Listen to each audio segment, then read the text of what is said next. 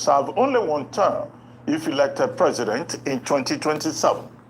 In a statement on Sunday, Obi declared the pledge sacrosanct, drawing criticism from APC spokespersons and a divided reaction from the Labour Party. While the Aburi-led leadership of the Labour Party dismissed the vow as political theatrics, the rival caretaker faction, led by Senator Nenadi Usman, endorsed the commitment, citing Obi's record of principled leadership. Last week, a founding member of the People's Democratic Party, Professor Jerry Gana, claimed that former Anambra State Governor Peter Obi would defeat any contender in Nigeria's northern states if he contested on the platform of the PDP.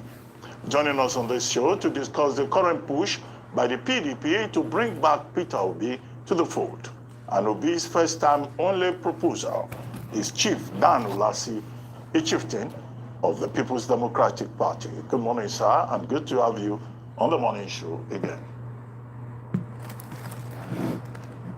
Good morning. Thanks for having me. Well, Chief, two things clearly on the table.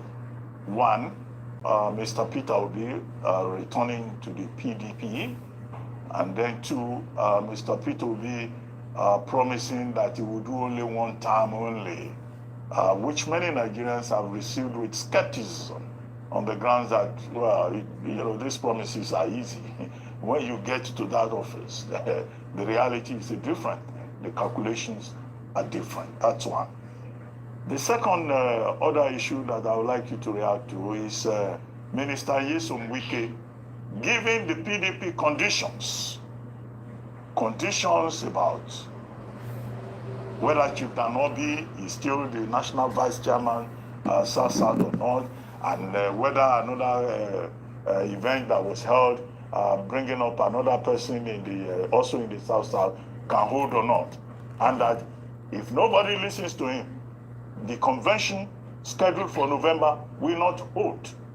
And he gave those conditions. So one member of the party giving conditions, declaring conditions under which the convention can hold. This is not an evidence, clear evidence, that the PDP that we're even talking about is in ICU, as Senator Suswam once proclaimed on this same program.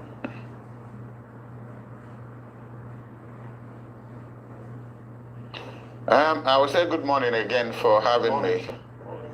You know, in this country we have what we call free speech enshrined in our constitution. You know, you have the capacity to say what you like and how you like it, for as long as you don't abuse or blackmail anybody to the point that might necessitate is going to court to challenge what you have said. But I have to start by saying that democracy depends on several doses of civility. And the underlying word is civility, which most people, even in politics, do not understand. And because they don't, they exhibit some form of a reflective instinct towards self-preservation. And this reflective instinct that gives them rise to self-preservation makes them be stoking paranoia, and it's a very dangerous thing to happen. So you see people who take oath for unsurpassed devotion to duty, when indeed what they mean is to have taken oath for unsurpassed devotion to stealing money. And that's why the country has not moved. So coming back to your question, the Constitution of the Federal Republic of Nigeria, most people, the elite, the so-called educated, tend to forget that the Constitution says 4-year term. The Constitution of the Federal Republic of Nigeria gives you a 4-year term. So that Constitution presumes that in 4 years, you should be able to make an impression, an impactful, impression on your society. It's only when you do very, very well and you desire for a second term that you ask for a second term, which they may or may not give you. Because there are many places in this country where people zone offices just for 4 years. You do and somebody else goes. It doesn't mean that you must finish what you started, but if you have a project that is good and somebody else comes in, he will finish it. And I give you an example. If you come into Enugu now, we have one of the best governors in the Federal Republic of Nigeria. Most of the projects abandoned over the past 16, 20 years. Coming to Enugu is like you're entering London. Beautiful. You can see how the governor is, rehabilitating and finishing all the projects. So, in effect, Peter saying that he will do 4 years. I think it is sacrosanct. It's by all standards, Nigerian politics is a very honest person, a good Christian. He doesn't talk from both sides of his mouth. So I believe him that he will do it in 4 years. Anybody, if you discuss, I would like people to have him on television on this Arise platform. And if you listen to him, you will see and believe that he will do everything he wants to do, maybe not 100%, in 4 years. That's what the Constitution presupposes. That if they felt that you can't do most things you have pledged to do in 4 years, they would have said, giving it 5 or 6 years. So Peter hasn't said anything out of point. It's his belief that in 1 year you should be able to do proper analysis, even before you come into office. Do a proper analysis of what your vision is and how to implement that vision. The only thing that people have a vision of stealing money, and all the time they are thinking of how to steal that money, and not anything that will be impactful to the common people. But Chief, how about Wike's PDP and the proposal that Mr. Peter Obi should return to Wike's PDP? Hey, did you know that SMUD is now paying Sacramento homeowners thousands of dollars upfront to put a backup? Well, you see, like I normally say, the last interview I had on this platform, I said the problem with Wike, people, I don't believe in going to the end result without going where the experiment started. Some years ago, the whole 17 Southern governors, PDP and APC alike, met at Asaba and decided that all candidates of the two major political parties for the presidency must come from the South. APC did the same thing. PDP did not do it. The zoning committee that was headed by Samuel Otom, former governor of Benue State, who was supposed to, because governor of Ugwan Ifeanyi of Enugu State, headed the committee for zoning party offices, and the zone chairmanship to the north and secretary to the south, which was obeyed. The one headed by Otom was supposed to zone elective offices, and coming to presidency, he remained silent, which was regarded as sabotage. And that time I mentioned it as something Islamist. It was that silence that enabled Atiku Abubakar to run, because his party did not zone anything to anywhere. Unfortunately, he ran and he lost. So since then, the crisis has been on and on. It is that crisis that Wike took advantage of, because he ran in that election, himself and a couple of other people, and had believed that if he ran and without the interference of Atiku Abubakar, he would have won and possibly would have been president of Nigeria today. So since then, things have not been normal between Wike and the PDP. In fact, 2 months to that election in 2003, I traveled to Port Harcourt and I met with him for hours before I came back to Enugu. So to appeal to him, let bygone be bygone, that our party is supreme. Let us try to win election. But he didn't quite accept my plea. So like I said, constitutionally has free speech, free behavior pattern, anything, free association. So he decided that with what PDP did, that there was no basis of trusting them anymore, unfortunately. Okay, what about this concept of luring Peter Obi back to the PDP? I think Dr. Abati alluded to this, and this is a conversation that's gaining momentum. However, I want to put it aside some comments from Senator Olujime, who just ported from the PDP to APC recently. She said that, well, she left the PDP because the PDP has nothing to offer anybody. I paraphrase. So it's quite intriguing that in the public space, there's conversations of, luring Peter Obi to the PDP. Your thoughts? Do you think that he would be the right flag bearer for the PDP? And do you think that the PDP would enhance or hinder his chances going towards 2027? Well, I'm happy you mentioned the fellow Olujimi, or whatever he calls himself. You would have asked him, what has he offered to PDP? People are always looking, because we are no more in federal government and there is no money to share, they are going to where they will share money. Isn't that very unfortunate that somebody of that standing in Nigerian politics is leaving PDP because they have nothing to offer? What has he offered to make PDP better? 2 weeks ago, we had a founders and stakeholders meeting. I was there. The next day, we had a NEC meeting, and virtually all our governors were there, setting up committees to try to make the party, a lot more productive so that we can stand the election of 2027 coming. So once people leave because of one, interest, maybe financial, maybe otherwise, but tell me, I stood behind the equipment when we were forming PDP, how many years ago? And if I have to leave PDP today, there has to be a compelling reason that tells me that where I'm going is better than where I'm living. Can anybody tell me in this country whether APC is better than PDP, even in opposition? They are even speaking like opposition party who know that they're in government. So what will attract me going over to APC? Nothing. With all the parties, all the governors they have, there's nothing exciting about them. So if anybody is leaving PDP to go there, there must be something else other than political process that is pushing him to go there. So Wike's comment, like I said, is a result of that problem that came up in 2023, and since then, it's not been well with the party, not Chief, just Wike as a Chief, person. What about Peter Because I Obi would have as the expected, PDP in flag the last bearer? NEC meeting. Well, if the party wants to seriously contest for this election, Peter has evolved as a national political figure to all intents and purposes. And these are the discussions, part of the committees the party is forming, we look into. We still have a long time. This is 2025, next year 2026. So between now and the end of the year, the party will start taking decisions, looking forward. We're trying to rehabilitate the problems we have in one way or the other.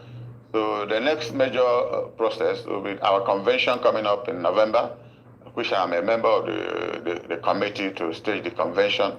Thereafter, then we'll start, as soon as we have permanent party officers now, new chairman, new secretary, everybody. Then the next thing is to start talking about 2027. Okay. So we want first to rebuild the party, the National Working Committee, the NEC, and then we start talking of public office. We don't want to count two before counting one. Okay. So like I said, P2B is a viable product that any party that has it will have some level of advantage. Okay. It's a reference point in this country. Okay. By all means. Chief, so if PDP desires to approach him, okay, I will support that. Okay, Chief, I know you're a strong member of the PDP, but is it fair to bring a Peter Obi into the disarray called the PDP, as the PDP is being run by Wike as we speak? Somebody that has said he can cause crisis if things don't go his way. He has caused crisis before, put you in limbo. Because as far as I'm concerned, Chief, you might want to oppose me. Wike owns PDP as we speak today. Tomorrow things might change. That's why I say you have a right. It's free speech to oppose me. Wike owns PDP today. In fact, I sang a song this morning. Yes. I said he's got the PDP in his hands. So that's where Wike stands today. So you think it's fair to bring a Peter Obi into that fray? What about the talk of Goodluck Jonathan also being mentioned in some quarters within the folk of the PDP? And you asked a question, let me play devil's advocate. You say, why are people going to the APC? They are going to the APC because APC is in power. Your party has not been in power for over how many years now? Going to 10 years or over 10 years. They are going to APC because it gives them stability. One person owns your party. APC has been able to wriggle their way through their challenges. They are going to APC because the party has the president and they feel they are on a better footing as we speak. So they are going for a better option as we speak today. The APC is a whole lot better than your party that is in disarray, that you don't even know what the future or the next thing is from. Chief, probably if people like you were approached by the APC today, you would like to go to certainty also. Is APC not certainty? Is PDP not uncertainty? As Wike stated back in the days, APC is cancer, PDP is malaria. Today, APC is malaria, PDP is cancer. What do you say to that, Chief? Well, you have used very strong words, Rufai. I like your analysis very much. But the human behavior is not a function of statistics. In politics, most times 1 + 1 is not 2. In fact, it could be 100. And once people accept it, it becomes the official figure. So that people are leaving PDP to go to APC does not make APC any better than PDP. It shows that people have no values. That is why the country is not moving. You don't know where somebody, okay, look at the president of Senate, for instance. He was an 8-year governor of Akwa Ibom State. There are many of them like that. Recently, the whole Delta moved to APC. Akwa Ibom just moved to APC. Can you tell me as a journalist, what is it? Survivors of abuse connected to the Church of Latter-day Saints, listen up. In most states, you can now file. They will find in APC that they could not do in Rivers State, in Delta State or Akwa Ibom State, where as PDP governor they were performing and doing very well. So people who don't have values, and when they don't have values, they are given to accepting anything that comes before them. I have been in PDP now since the inception of the party. I have not been a commissioner, not a director of anything. But most of the sensitive things they do, they invite me. I was chairman of the screening party for screening panel for Northeast in 2003. 2010, I screened the whole Northeast. Most of our governors today passed through me. These are the kind of resolve you have as a party member to make a contribution, not necessarily pecunious. There are a lot of people come into this business because they want to make money. And that is why the country is not moving. We must have to have honor and values that you cherish. If you don't have that, and like I said, somebody moving, I see the comments being made even on your station about the hunger in this country. From the time of Buhari, as far as I was concerned, that was 8 years of no governance, nothing happened. And then President Tinubu came up, and in difference to Tinubu, I said, anybody else coming into office after Buhari would have had the same problem Tinubu is having. The only thing that he might have a different methodology to be able to iron out things. The country has slumped so much that there's no magic. You only need some level of determination to do something. And if people desire that Peter Obi, from his record as governor of Anambra State, his integrity, his honesty, he's one governor, nobody has ever pointed an accusing finger on him, positive or negative, negative. Every reference made of Peter Obi is positive. And this country requires somebody like him, at least to give hope. Governance is not just about only constructing road and doing that. You give hope, because politics depends on doses of stability, this stability we haven't seen. And it's talking paranoia. Sir, with due respect to, is this Chief Dan Ulasi I'm talking to? Yes. You, the same you that spoke against Peter Obi, as of 2017, that said he divided Anambra. The same you, Chief. Is it you that are speaking today glowingly about Peter Obi? Because I'm surprised. Why don't you put me in proper perspective. I said in that interview, I think it was on this channel, that we were with him in a meeting. We had a meeting in Enugu and went to Oka, and he told us that he was desirous of being a presidential candidate. And thereafter he left the PDP and went to Labour Party. And I condemned it. If not on your station, on AIT or other stations, I condemned it. I didn't harbor that behavior, and I told him. He came to my house, I said, what you did was, unfortunate. But still, even though he did that and I didn't like it, he had the right to do it. He had the constitutional right to do it. That is how he wanted to, exhibit his interest in political leadership. But I didn't support that. So what I'm saying is not in contradiction to what I said in the past. Absolutely not. And since then, have I left PDP myself? I have not. Okay, Chief. But if PDP sees that as a good candidate, like you said we are cancerous now, which I don't believe. We have 10 governors. And these 10 governors can come together honestly and sincerely to see a committee that can reorganize this party. The sky will be our limit. But Chief, no, we are challenging government. Chief, you are mistaking my point. Chief, you had condemned and you had constantly, there are facts on ground, and you are constantly being at loggerheads against Obi about his tenure in Anambra. So it is the same tenure that you were against in Anambra and Obi's policies in Anambra that you are praising him today, that is a man of integrity and all of that. I'm asking you, Chief, what changed? That's all I'm asking. Can I put it to you? Put it to me, Chief. Excuse me, I put it to you. What you are saying is fallacy of generalization.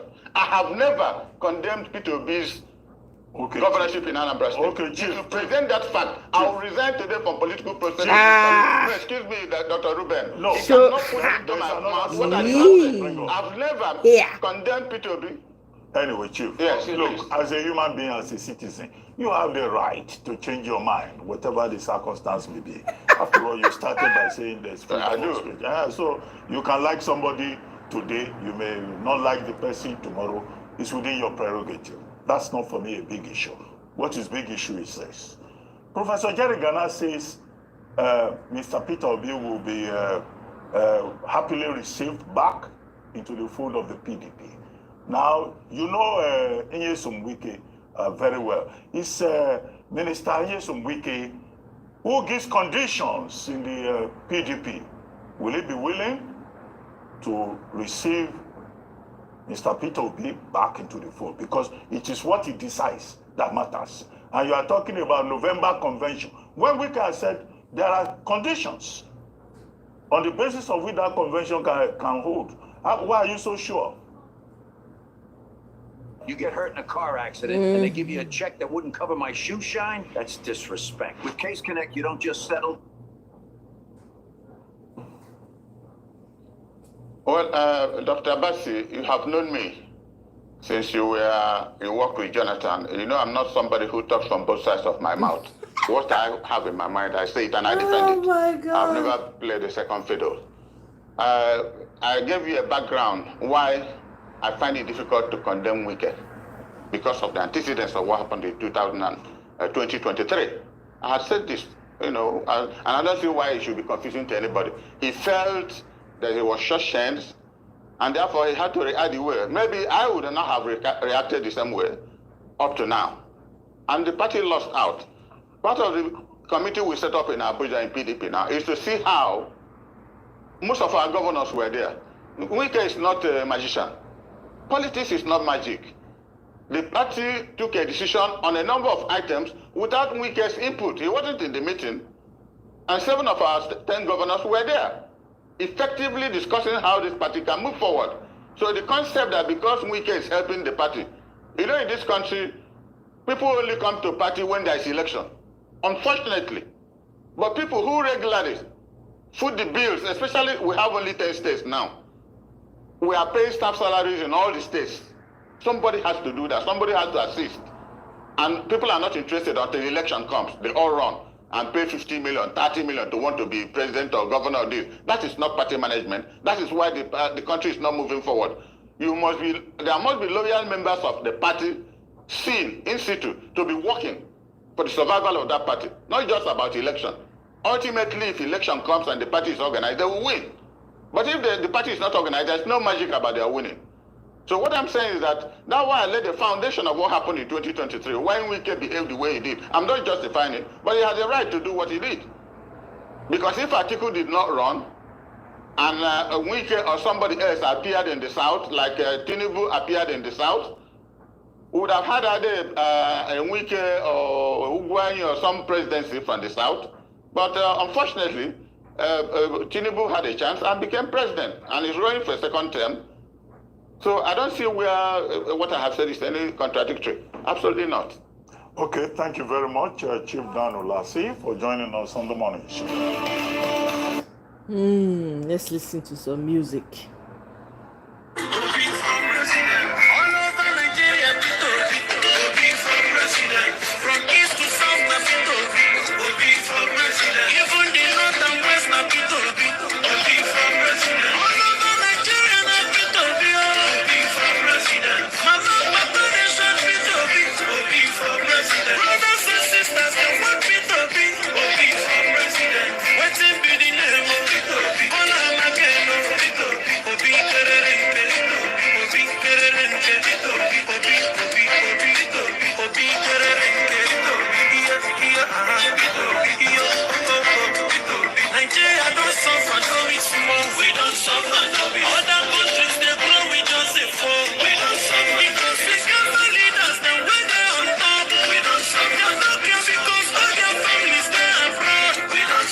Every 4 years, them go on with one story. The same people, the same story. All they know is how to steal our money.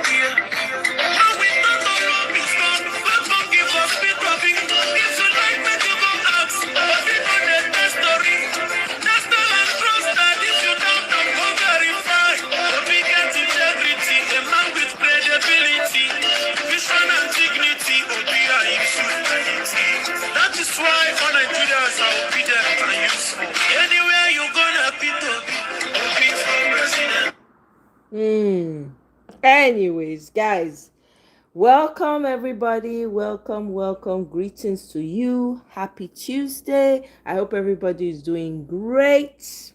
Omo, matter plenty, no be small.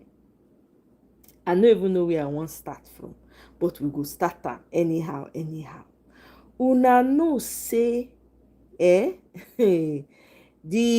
PDP camp for Southwest, the camp don join APC.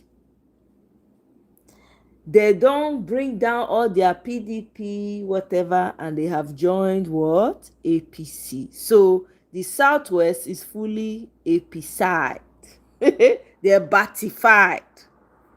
Okay? Now, other things in the news. Okay, in matter of fact, this one na video I go play. I no go make I no use my mouth talk am. Una know say they say na only 30-something% na pass WAEC for Nigeria. 30-something abi 20-something%, some ridiculous amount. Una remember when children go dey write exam for darkness with torchlight and candle? That's what they are saying. I don't know how they want make children to perform well. And you have an older man wey be say during in time, maybe during the time as free school, there was no, you not get light issues. He probably got scholarship from, he probably went to free education, free primary, free secondary school, up onto university, even do masters and PhD join. Make una hear wetin the man talk about that one. You must have prepared. People must have schooled them. To write at night. What? To write the examinations at night? But some people did. What are you saying? I'm right, but that's the part of the criticism. Exaggeration. Will you see at night? Can you see the mindset? Footage of that. Can you hear the mindset? No. Some people wrote it. So you, what they said we had it on the morning show at some point that children, students were writing in the dark. It was nighttime. Yes, but they saw. Oh my goodness. No. You see, if you are, when I was growing up, I used to forget to put on the light I was reading. My mom would shake me up. That's why I started using glasses at a young age. I'm not condoning it, but you are Nigerians. That even in State House, the lights go off. Let's live with our maladies. I commend WAEC again for owning up to one fact. The fact that the low number of people who passed, get me, is due to the fact that they were able to apprehend more of those who are doing fraudulent things. Hey! Yes, for them to own up to that. Hey, God, I beg. Corruption is almost a way of life in Nigeria, in all aspects of life. And these people can own up that, you see, more people will have passed. If they allowed more fraud to go on, you should commend them for that. Let's leave it at that for now. So, Mr. Shubali, according to the breakdown of the results. Jeez Louise, Nigerians, I'm sorry, oh. I'm sorry, oh. My people, I'm sorry. Hey. Make I play another video based on this WAEC thing. I will interpret after this.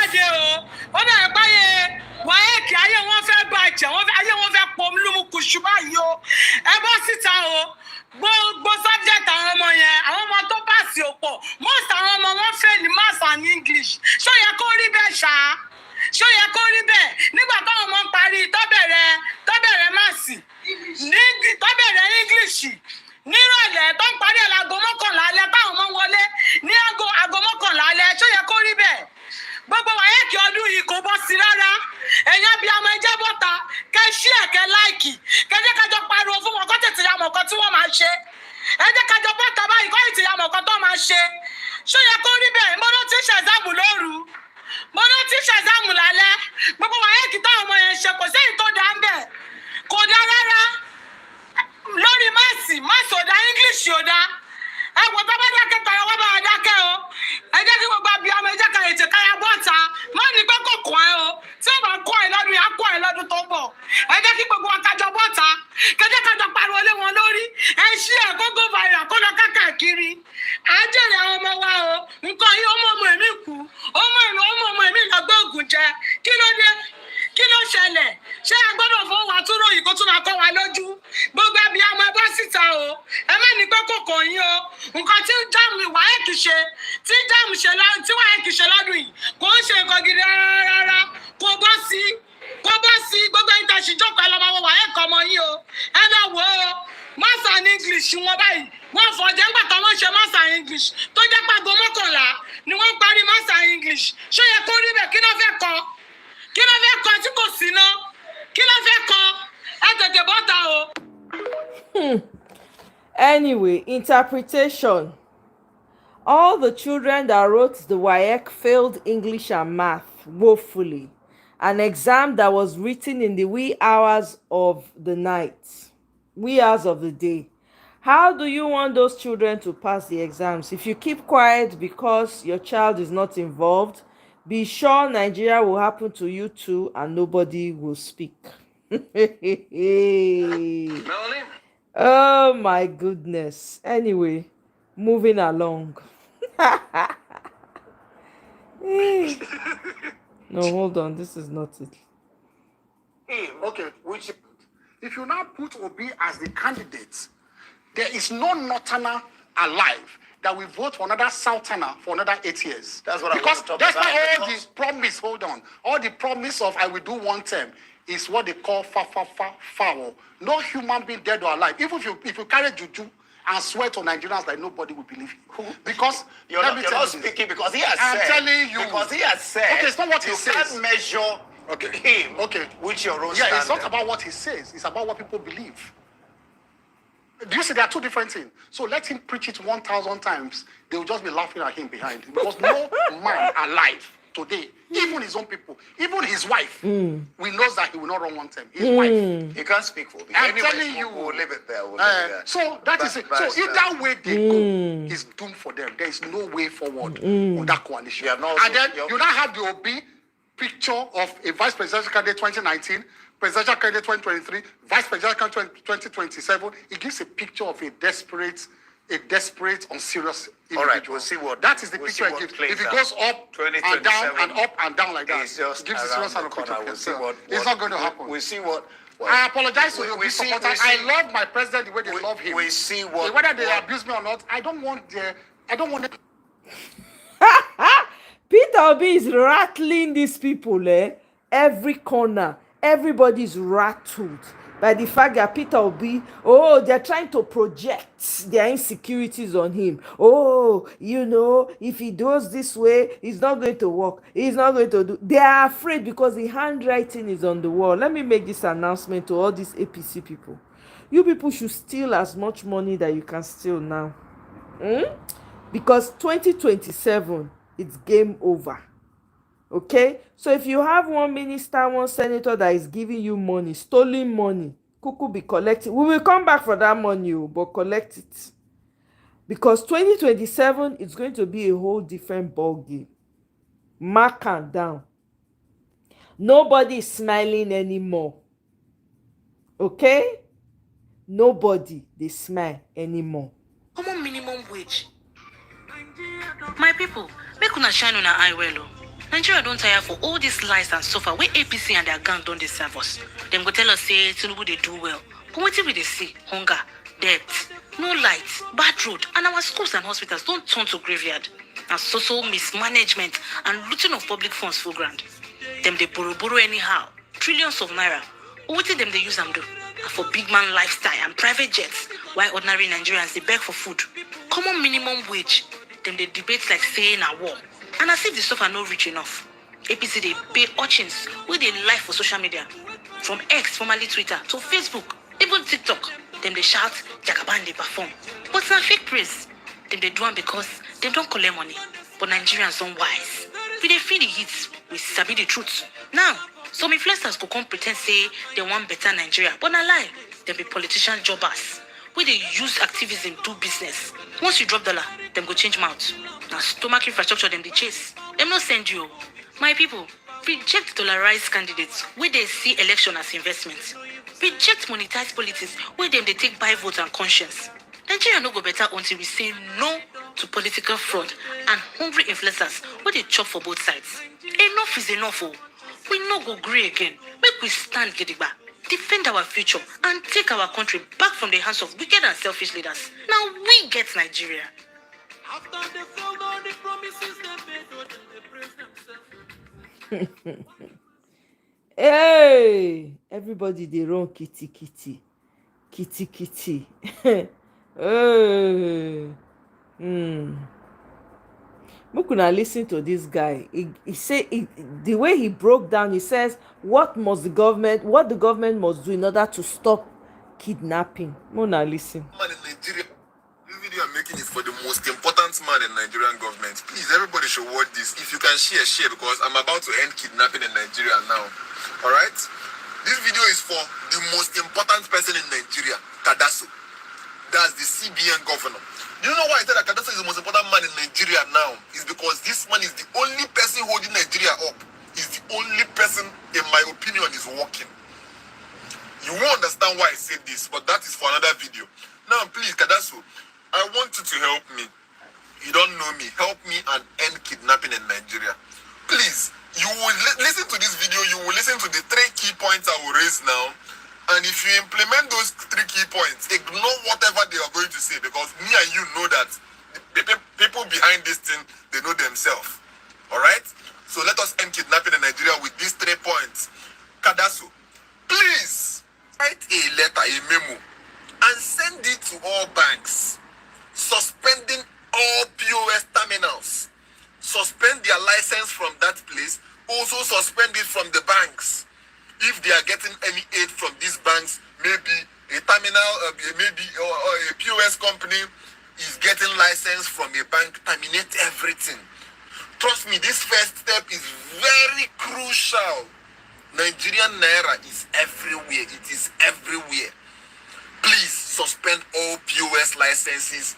Temporarily suspend anybody that owns the POS terminal from being able to use it to debit all those things.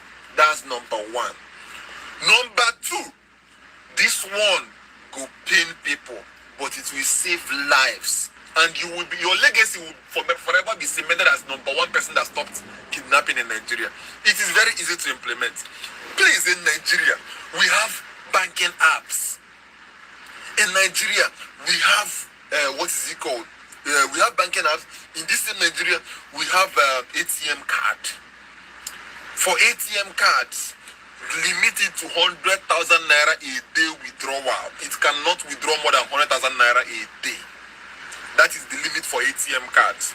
For banking apps, no problem. Banking apps can do transfer for any limit. ATM cards, if you want to charge your card, it can do transfer for any limit, no problem. But if you walk into a bank and demand to withdraw cash, limit that as well to 100,000 naira a day maximum. How you want to do kidnapping with all these limits now? If you really want to do a genuine transaction, you can do a transfer.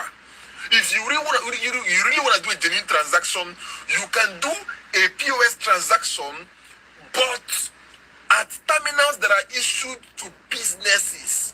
And these terminals that are issued to businesses are issued directly from the banks. And you understand what I mean? I'm talking about businesses that have been certified that they do volume, not just any business. Your business needs to be doing volume. If your business does not do volume, let them accept transfer. We need to stop kidnapping in Nigeria. And you know, me and you know that it's so easy. It's so easy. You stop the cash, you stop the kidnapping. It has become so bad. And all people do is talk. But you have all the power. No other person in Nigeria has this power. It's only you that have the power to do that. Please, make una touch this video, share this video. Not for my good, not for your, it's for everybody's good. He makes a lot of sense, so because the truth is that if they put a limit to how much people can withdraw, right? Because most of those people that are kidnapping, guess what? They have bank accounts. They even have ATM cards. Okay? They get their money from the bank. So if you can put a limit to it, it will reduce, and they will find, that will shut down their means of collecting money from people. But knowing Nigeria, you'll be surprised that most of the people who even work in the bank are part of this whole mess that we've now found ourselves in as Nigerians.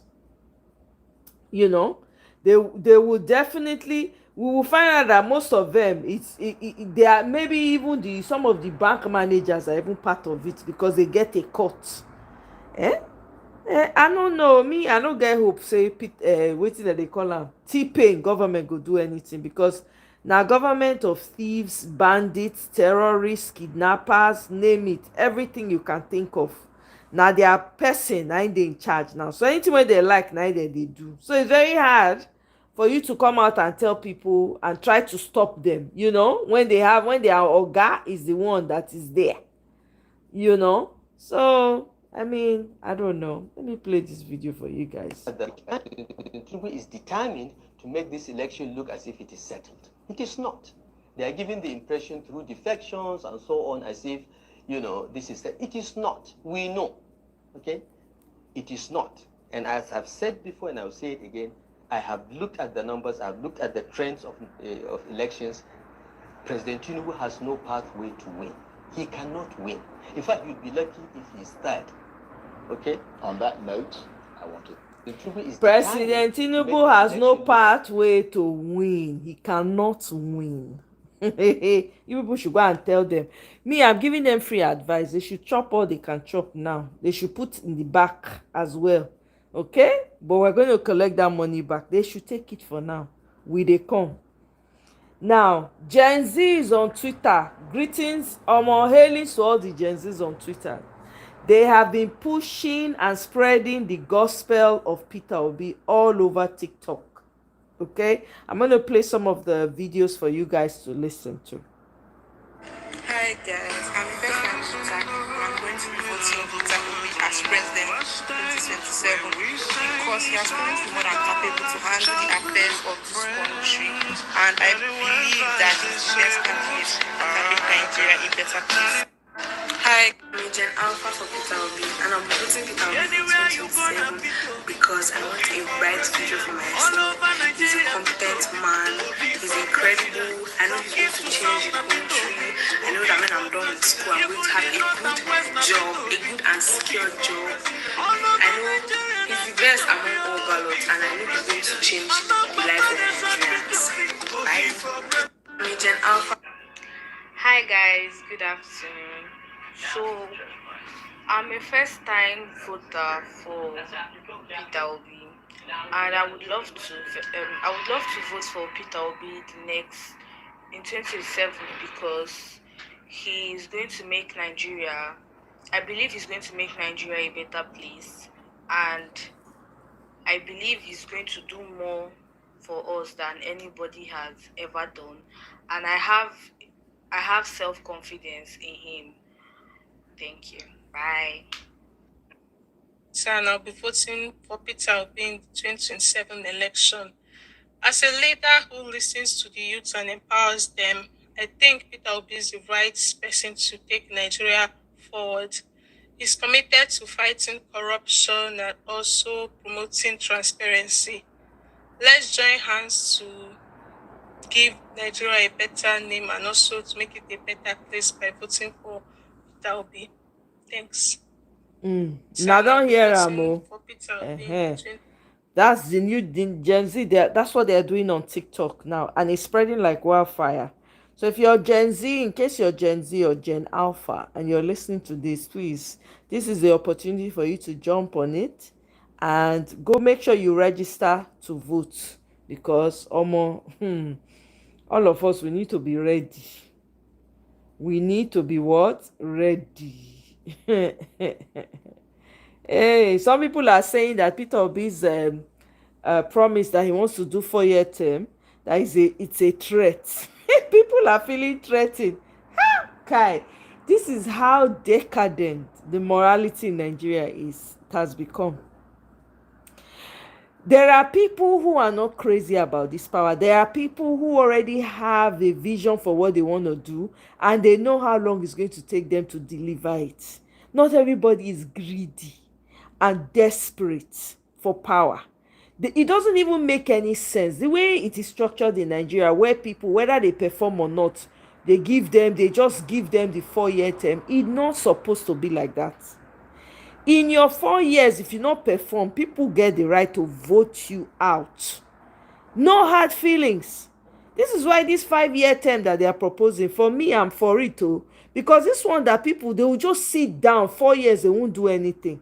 They will just be stealing and stealing. Look at what T-Pain has stolen so far. Look at the trillions of naira that this man has stolen. Who's going to be faced with all that payment? Is the children yet unborn? Person wey know wetin dey do 4 years 2 years don wetin Abia state governor, within 2 years, how many things that man don achieve? He don achieve everything when most governors or most leaders for Nigeria go use 8 years, sometimes 20 years, 24 years. They no dey even do anything. Governor Oti don achieve everything within 2 years. He never even reach 4 years. See am, they pray for Peter Obi for Anambra traditional rulers. Make we, they say na Igor of 4. I don't know what that means. Peter Obi got the Igor of 4 traditional mandate from the Anambra traditional rulers. Customarily, this is a very powerful gesture of universal blessing upon Peter Obi. So let's listen. Make we listen.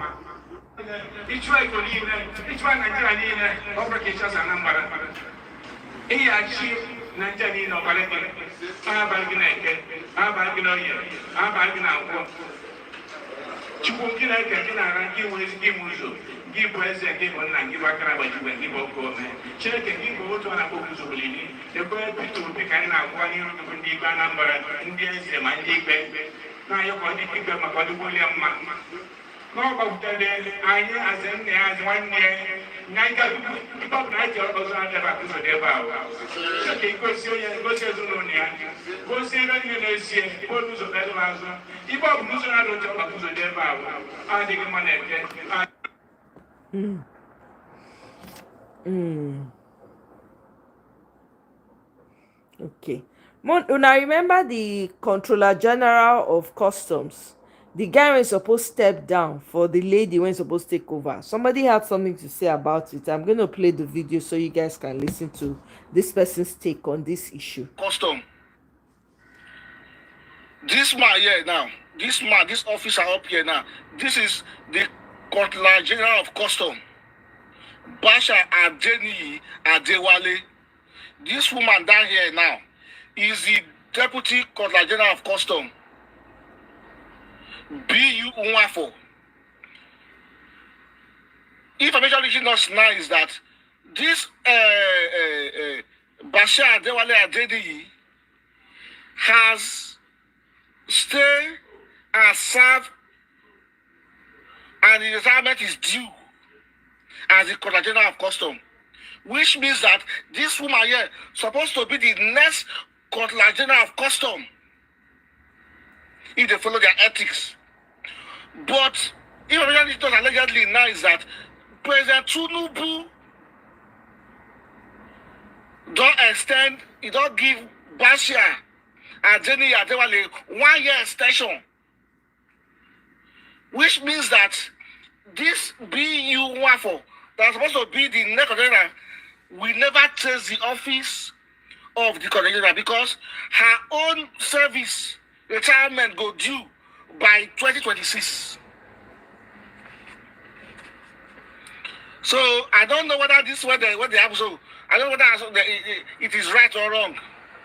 But to me, this is nepotism. This is tribalism. This is a robbery, a daylight robbery of what is due to B.U. Nwafo, who is from Anambra State. If this is where this man do so, the president do so, if he go well or it is not right, I beg in your own opinion, drop your feelings the way you think it should be on the comment section. Because for me, it is wrong in all totality. Extending a man's tenure for another 1 year when he is due for retirement, for other people to take over and take that position, I think that's injustice in the highest order. So when I look at more, I have no issue with the Consular General, but I am just concerned that what needs to be done should be done. Thank you.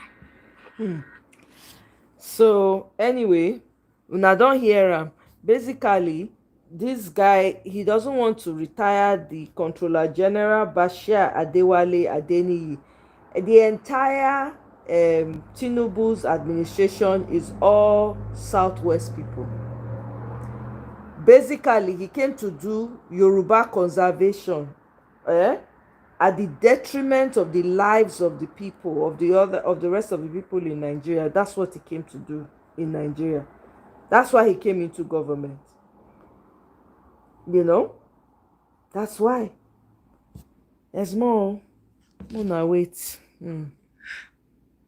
ìjọba Tinubu tó ń sọ ní fẹ́ǹsà di Corolla nítorí kò jẹ́po ìjọba Tinubu tó ń sọ ní ṣọ́ọ̀bù méjì tó ń sọ dẹni tó ń lélẹ̀ nítorí pé kò sọ́jà ni àbí nígbà tí àṣẹ ò bá ṣe kí ni bàálà fẹ́ lá ìjọba Tinubu tó ń sọ ìyàwó lédolóṣó nígbà tí ṣọ́ọ̀kù ò lọ déédéé ó dẹ̀ wò pé kí lòun fẹ́ fi sọ̀pọ́ọ̀tì ọjà òun gùn ọ̀tà ó yá padà sọ́dọ̀ x ẹ̀ ń lọ múlẹ̀ fún ìjọba Tinubu tó ń sọ ẹni tó mọ̀ ṣe tó wá sọ ẹni tí ò mọ̀ ṣe mọ́ ìjọba Tinubu tó ń sọ afúnni bí ẹni tó wá ń tọrọ ìjọba Tinubu tó ń sọkọ àtìyàwó dọ̀tá ara wọn ìjọba Tinubu tó ń jẹ́ kọ́kùnrin tó ná lè gbé márùn tó wá jẹ́ pẹ́yọ̀ kan ló wà lọ́wọ́ ẹ̀ báyìí ìjọba Tinubu tó jẹ́ káwọn ọmọ yahoo wá pọ̀ ń ta yẹ́yẹ́ ìjọba Tinubu tó jẹ́ wípé in fact business owner orí wọn tó mú wọn lẹ́nu ọjọ́ mẹ́ta yìí ni táwọn náà wá di agbénipamọ́ ìjọba Tinubu tí ò jẹ́ kọ́jà tà tó jẹ́ wípé gbogbo òta ló pa lọ́lọ́ ìjọba Tinubu tó lé tó mú ìkanra wá ìjọba Tinubu tó ń sọyàn dálágànná nítorí ìrònú ni nígbà tí ìrònú bá ti pọ̀ jù ìjọba Tinubu tó jẹ́ pé ó ń sọ business oní business owner dẹnu ẹrù ní ẹ̀ báyìí ìjọba Tinubu tó jẹ́ kẹ́lòmíì tó ẹni tó ń travel mọ́ lọ rajà pé òun lọ China ìjọba Tinubu tó wá sọ èèyàn dìdàkudà tó sọyàn di Confucius ìjọba Tinubu tí ò jẹ́ kéèyàn náà nú mọ́ ìjọba Tinubu tó sọ philosophy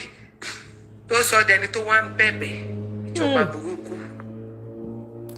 Wow, abeg o, this woman her content, she just drop the thing deep. He say basically Tinubu's government that has turned people that could eat before into beggars. People that were managing now they can't even manage.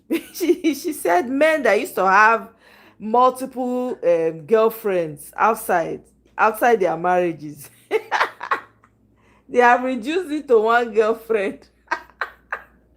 Oh my God. Tinubu's government that turned somebody who was somebody before into nobody.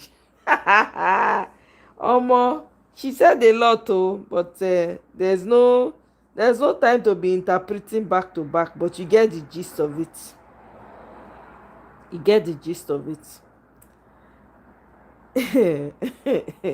Let me read this to you guys.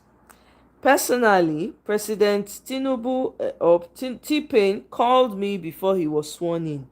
I submitted all the details of my investigation, over 100 trillion naira. By then, we calculated it to be over $113 billion stolen. I gave him the full document and all the names of the people who stole and shared the over 100 trillion naira among themselves. I said to Mr. President, this investigation cost me my election. I escaped assassination twice.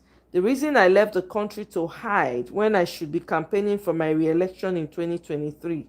Mr. President, sir, use the document to recover our money and build the country.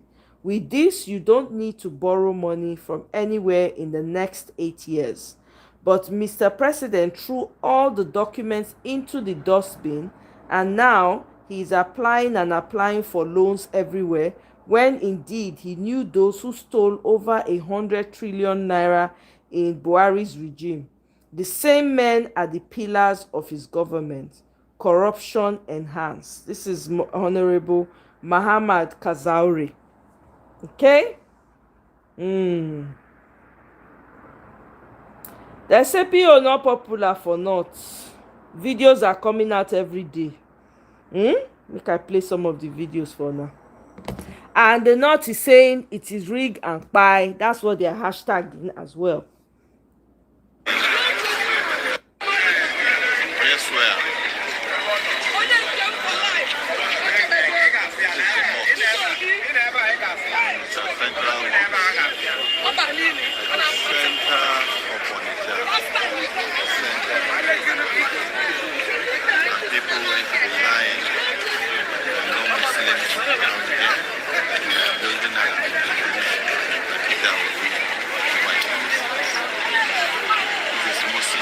Staying in harmony, Christian doing their business, making their money.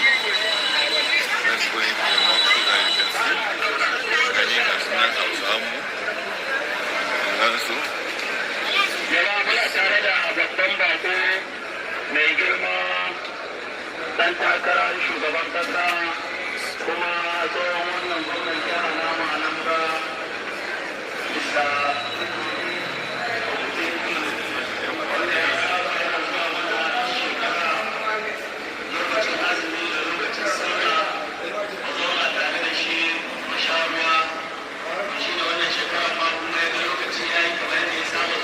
People full everywhere.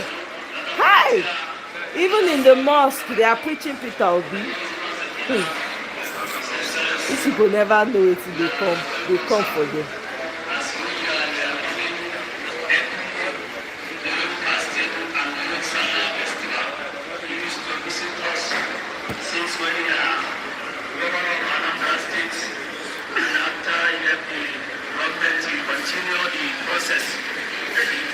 See people. Hey! We are together for a long period. So that is why I come our people and say, hey, Gawalele, welcome. Oh, greetings to you. Happy Tuesday. See crowd. Hey. Hey. Mr. Peter Obi, we are talking about Mr. Peter Obi. Yes, we are talking about a man. Please double tap the screen to like. Mokuna double tap. Because I'm not telling you watching the anything. I'm talking to we ourselves. Welcome, Ify. How you doing? We don't call ourselves. Double tap to like the life. Oh, double tap. Peter Obi, they give people hypertension for Nigeria. Ooh, I love it. Like anywhere we are, this is our home. We don't have anywhere to go. This is where we keep our table, where we lay hands. That's eaten here. When we get, we go see our elders ones. We come back. Exactly. That one, Lele. He protected. They brought out the list. Oh my God. I will never tell a lot of people need to go down in Nigeria. I will never tell lie. Whatever I say, he's now the head of the syndicate of looters.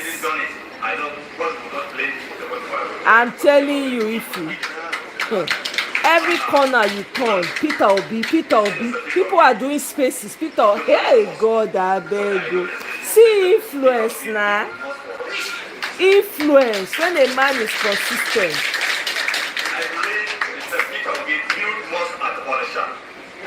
Where then people are trying to demolish that mosque. He used his money to renovate it.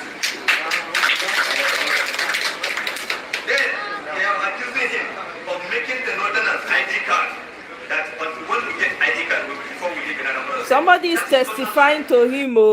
Somebody is testifying like that when the Hausa people that live in Anambra, that they were lying, that Peter Obi asked them to get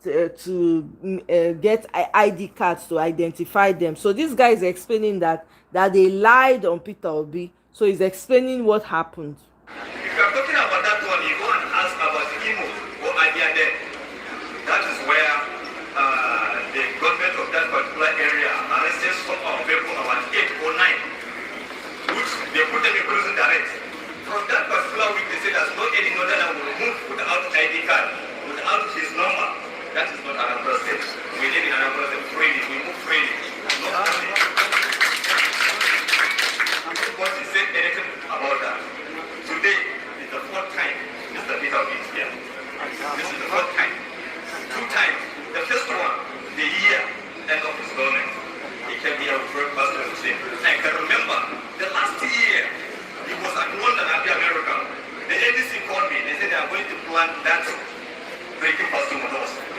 Double tap to like. Oh, I the likes reducing. I bet Mona they like the show. Mona double tap.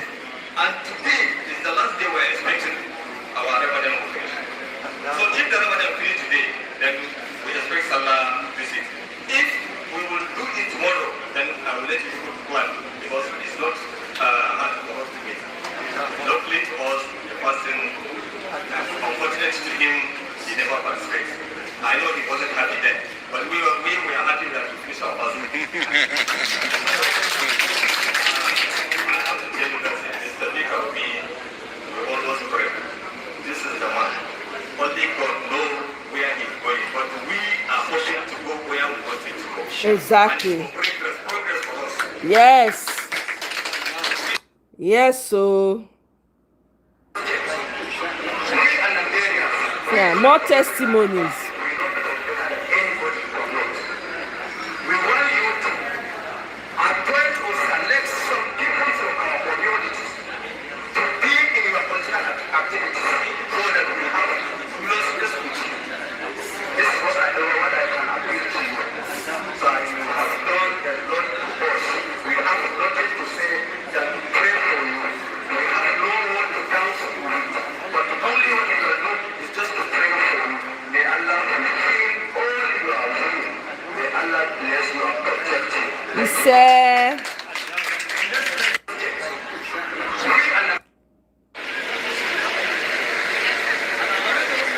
See people, oh, hey, Michael Jackson.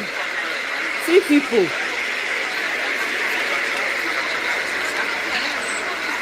Let me show you the inside of the box. Wow.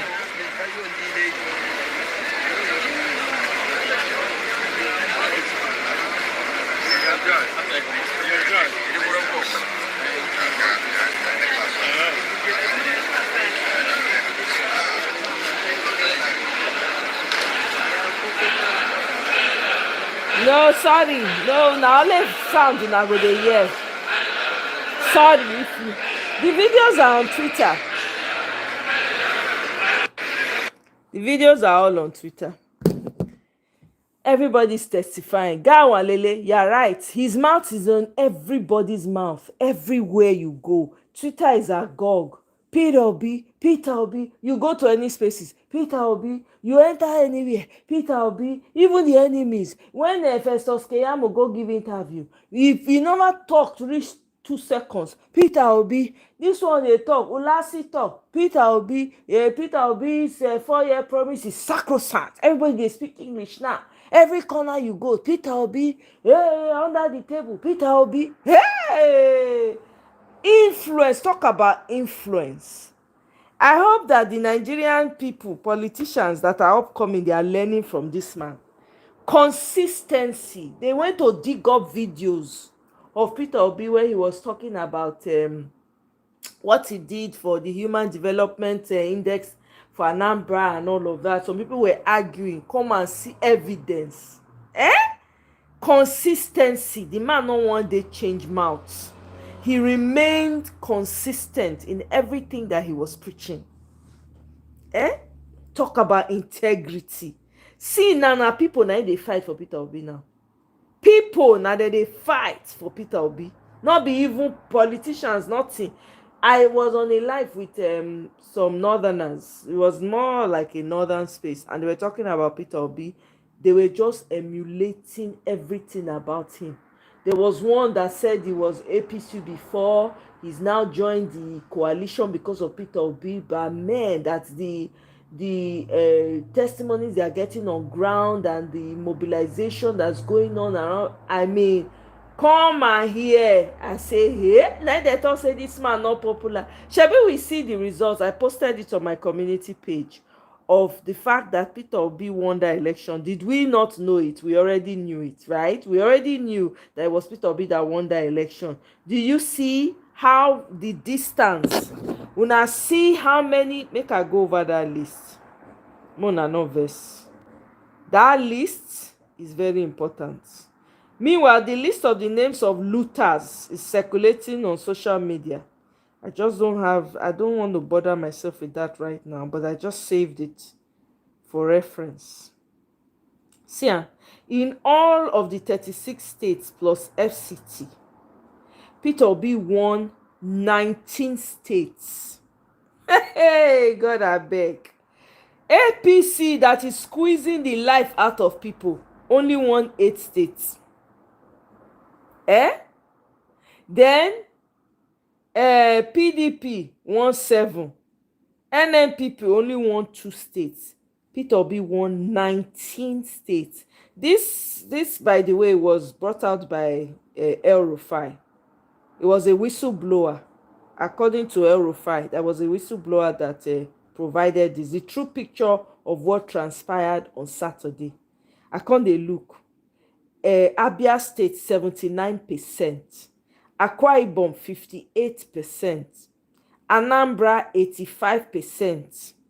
Bayelsa 62%. On top of rigging, Benue 70 freaking percent. Borno 25%. It was low in Borno. Cross River 72%. Delta State 50%. Ebonyi 74%. Edo State 74%. Ekiti 42%. Enugu 74%. Kogi 44%. Lagos 48%. Nasarawa 62%. Ogun State 46%. Plateau State 66%. Rivers 69%. Taraba 69%. FCT 70%. I'm sure it's more than this. I'm very, very sure it's more than that. Even with all the rigging. News are coming out. Bring the mic to those houses in Anambra to testify. Yeah, that's where he was, right? Apparently, I think they said that's where he was. PO accepted in the north, fully accepted, man, and it's growing like wildfire, like a crazy car. Everybody is lapping slowly. his glass of milk, I'm telling you. Oh my God, who would have thought that we'll be talking about El-Rufai? Hey God, even the mention of the name, I see the trigger me somehow with the mess when that man creates. And El-Rufai's wife, is about to come and sell in the market. Abia, Anambra, Enugu. Keyamo tried to show the flag of religion to downplay PO's vice. Yeah, you saw the list. Yep, I posted it. It's crazy. It's crazy. The man won hands down. They did all the mago with all, imagine, in spite of all the rigging and heavy rigging that they did, this man still came out on top. On top. That should tell you all you need to know. When you're a good product, it's easy to sell. Easy to sell. Meanwhile, Arabambi is all over the place. They talk, no full stop. They talk up and down. God, I bet. Complaining that Peter Obi did not give them any money. Ay, God. He said Peter Obi opened an account to gather money during the 23 elections, and the money were not remitted to the party. The man is crying all over Channels News and wherever they give him opportunity to speak.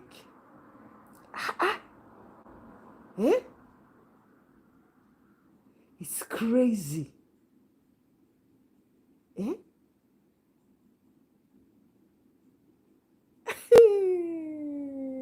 God, I beg go.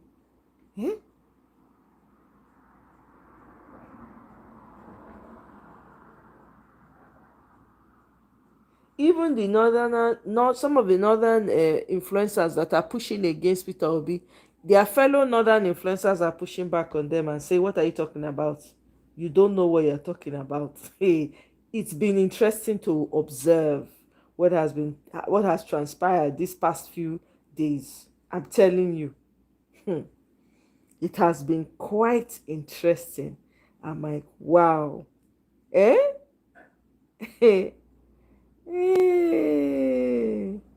See, by the time Tinubu is able to secure the South in his basket, Wike will become irrelevant and he will remove him. He appointed Wike for a purpose, gave him office and gave him an office for a purpose. By the time the purpose is no more, that's the end. Sule Lamido, former governor of Jigawa, that's what he had to say. Let's listen to the video. Member of the PDP as today has thrown his weight behind Tinubu for the 2027 election, but he's still in PDP. How do you come to terms with that? He's in the opposition. He's thrown his weight behind the incumbent who is in APC. I think he should be sued. You are right, Guy Wanlele. I think he should be sued, to be honest.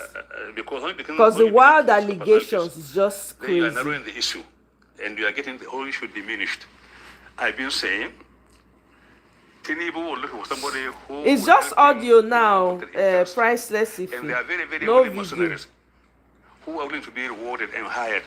Remove the office we can hold him today. He will be like me, an ordinary person. So his entire weight and the rhetorics and whatever you say, it's because he's got the office which, gives the flair, visibility, and authority. Simple. Remove him from that office. He'll be like me. So please, leave Wiki alone.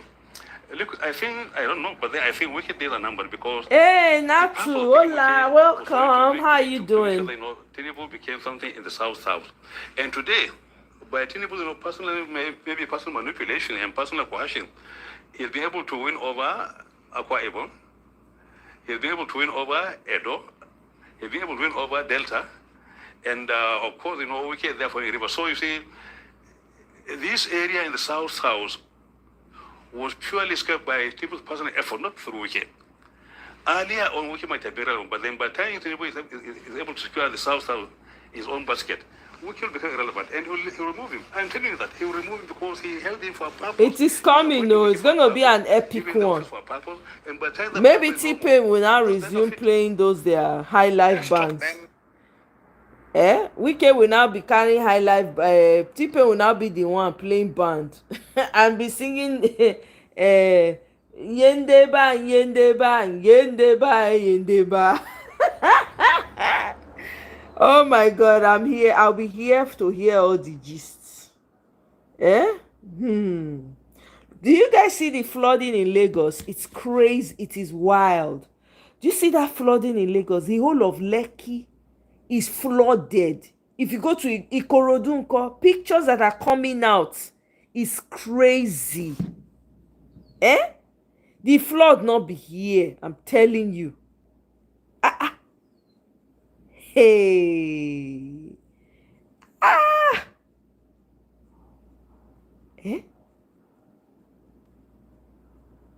Look at it, Lekki. Look at, like, literal houses are covered in water. Oh my God. This is wild. If you see the houses, most of the cars are like the water don't cover everything. Jeez, this is crazy. This now the Lagos when they say the strategy is built though. See, everywhere. See, now people when they live downstairs, now me even, and why we say, I don't know, Nigerians, they never learn. You build a house, the foundation is so flat. Person when they first floor, once rain fall like this, now straight into the person house, and they see they build houses like that. Ha! Hey, there was an obedient on News Central today after Arabambi. Oh, really? Let me see. Do you know the name of the obedient? Let me go and find it because I want to watch it. Let me see. News Central. Who could that obedient be now?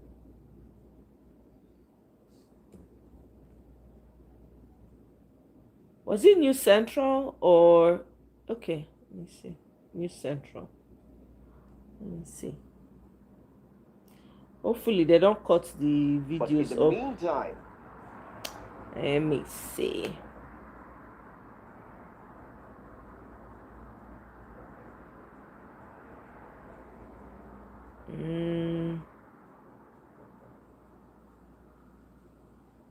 INEC issues warning against early campaigning for elections. When T-Pain dey put all im picture everywhere, when e dey put im picture, why dem never tell am say make e take down im picture?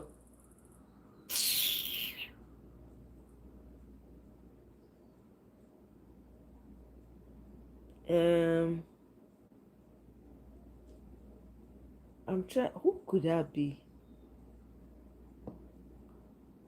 Who could that be?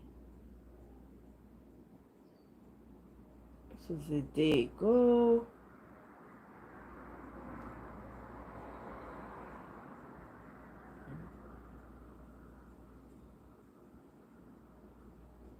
I'm trying to find the person. I don't see you.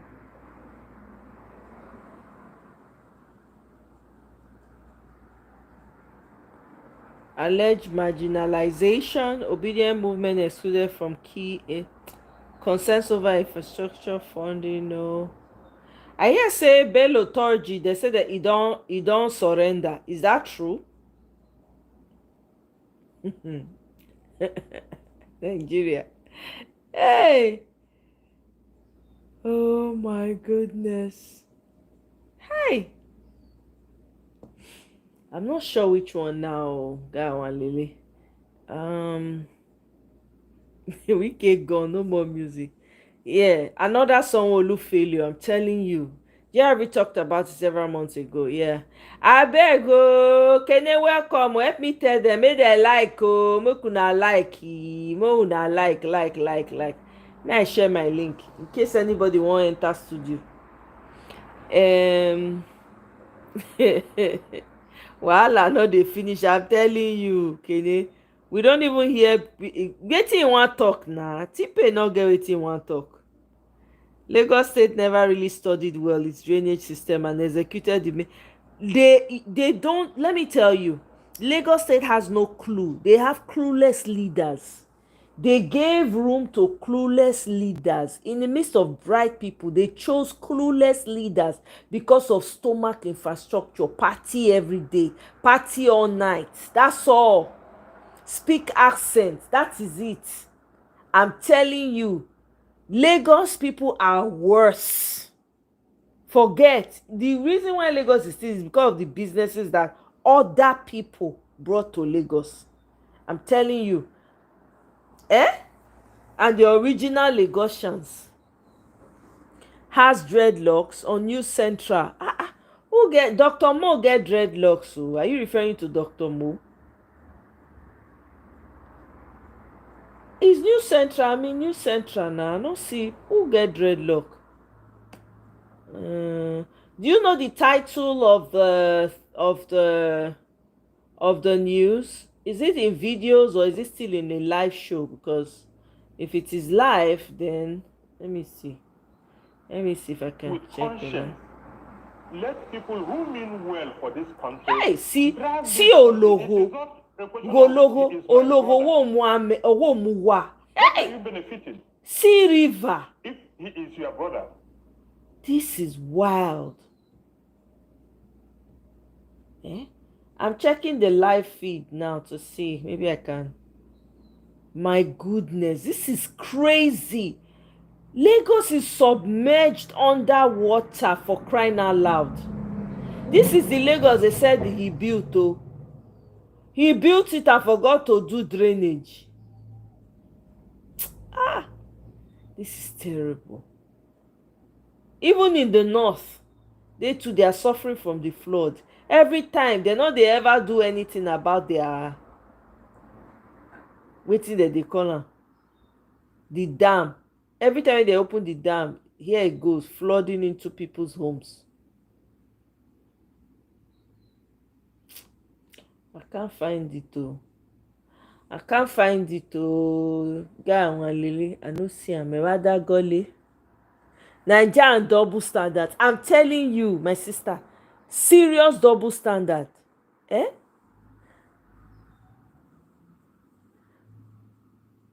Exactly. Lagos had the opportunity to have experienced an architect, graduated from MIT, smart. All right, no problem. Yeah, take your time. They did not. They chose rather. because Lagosians like party. They don't think once you give them money. That's why that's why this man was able to buy them now, pay them and shut all of them up. Because they're not the user I see money. I never see. Eh?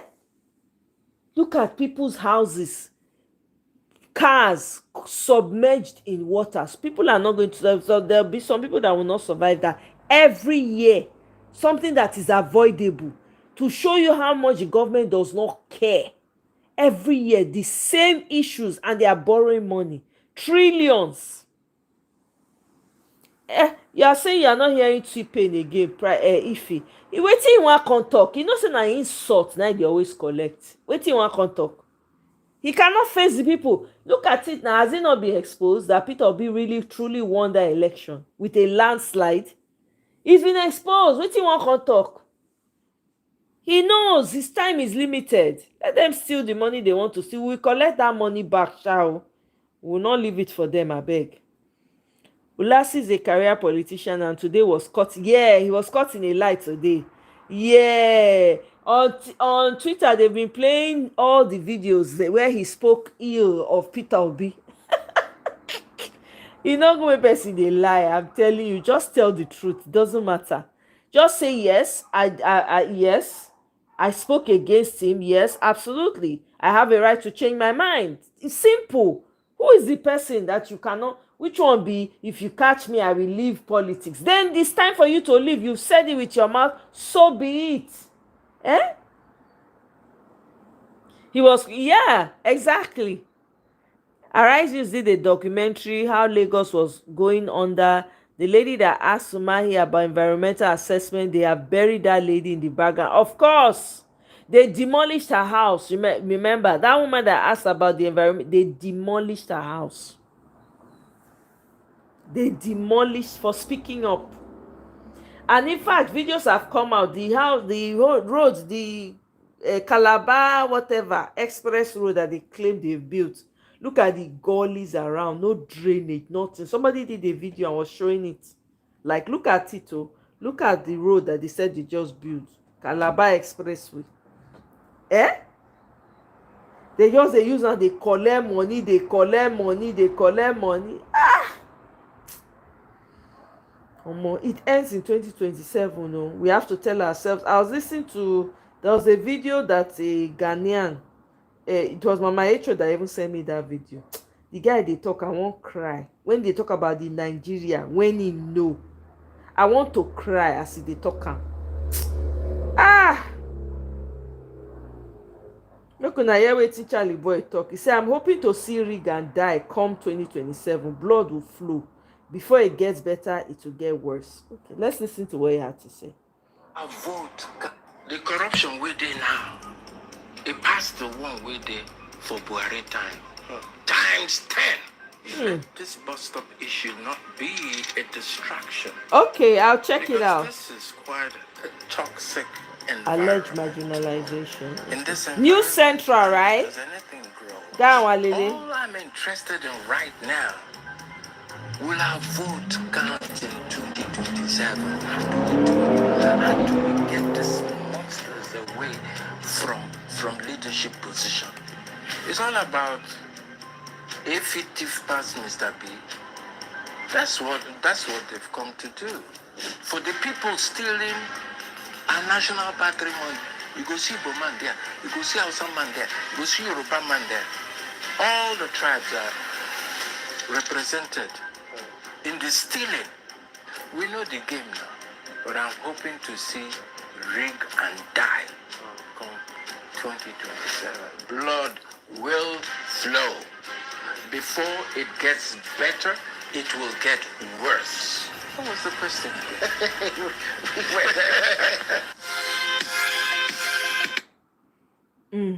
Okay, I've seen the video. I'm gonna play it now. Playing it right now.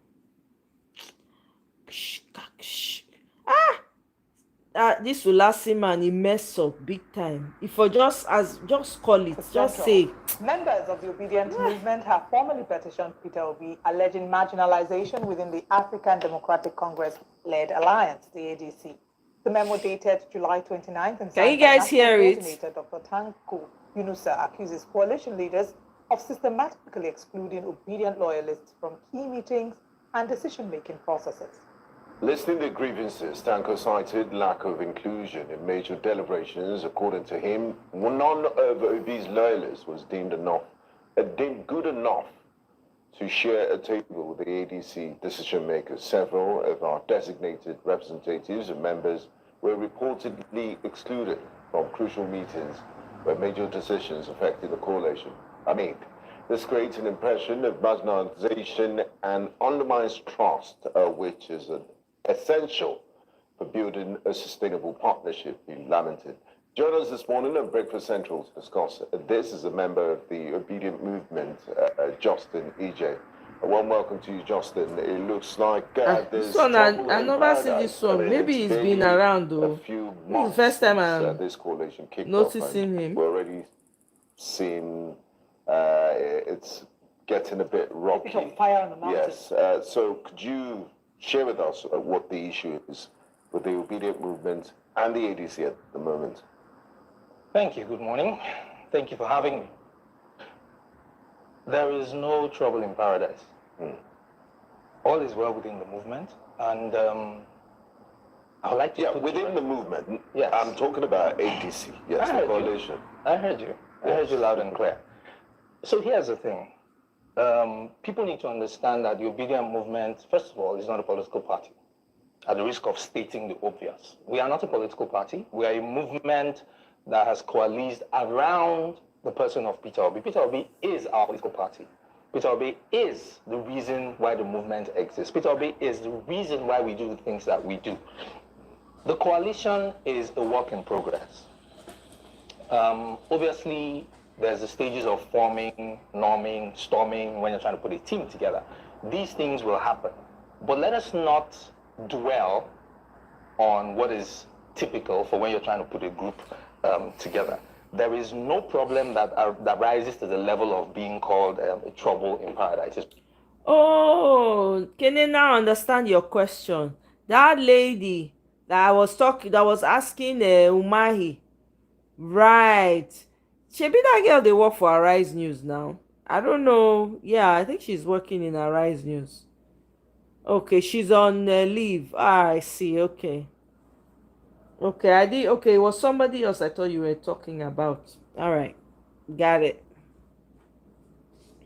That's what I mean by that. All is well in paradise, if we will call it paradise. What we want to avoid is extending this situation where we ignore in Nigeria, as Nigerians, we tend to leave the substantive issues and focus on politicking, nitpicking, isolating, and bickering. We need to elevate the discourse. We need to elevate the conversation. There are things that need to be talked about. Elections are still a few minutes away, if I can put it that way. But we have 18 million children out of school. We have runaway inflation. We have lack of transparency in governance. The government of the day is not even focusing on governance, and it seems as if elections are next week. Right? So we, as Obedient Movement, want to keep the focus, number one, on the young Nigerians and the adult Nigerians who believe in our principle, who share the same values that we share. And now that is the thing that underpins the coalition. Let us not focus on minor frictions, which at the end of the day will be resolved. But what I can tell you is that we are focused on telling the Nigerian people what our principal has done, what he intends to do, and where we're going in the new Nigeria that is possible. Okay, so where does Dr. Yunusa Tanko fall into the picture? Was there a petition to Mr. Peter Obi? What I will say to that is this.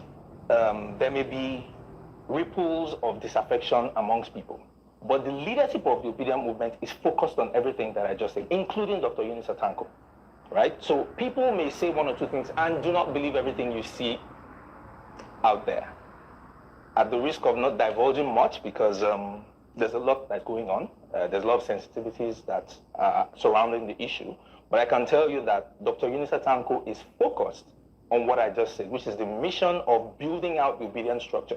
Over the past few months, we have gone around Nigeria, mobilizing people at the grassroots, right? Sensitizing them on the need to be responsible civic citizens. That is what the focus is. inclusive of Dr. Tanko himself. All right, so that alleged grievance, are you saying it does not exist? Substantively, no. Okay, then how did this come to the media? You think it's fabricated gist? There's a lot of false information that is flying around. I can tell you that for free. All right, there was a memo to that effect, so that means that memo you're... From the makers of Lucid Chart. So close to a breakthrough, I can feel it! We just... discrediting the legitimacy of that memo. I haven't seen this memo, except in the legitimate, obedient communication channels, this memo does not exist. But there is a document flying around on social media. Has it been cascaded in the channels where we formally communicate as a movement? It doesn't exist there. All right. Right. What we're going to just look at this information and, like you said, maybe say it's not coming from the obedient movement. There are talks around the possibility of the obedient movement fully supporting Peter Obi in the ADC. Do you think he stands a chance of getting that ticket? I mean, look at the names. If we run through the names, there's so many political juggernauts. One of them is Alhaji Atiku Abubakar, who has indicated his interest to run. And then you also have some very powerful names under that same political party. The obedient movement, are you not afraid that it would just be a waste of time trying to join the ADC? That's a very brilliant question. I'm glad you asked it.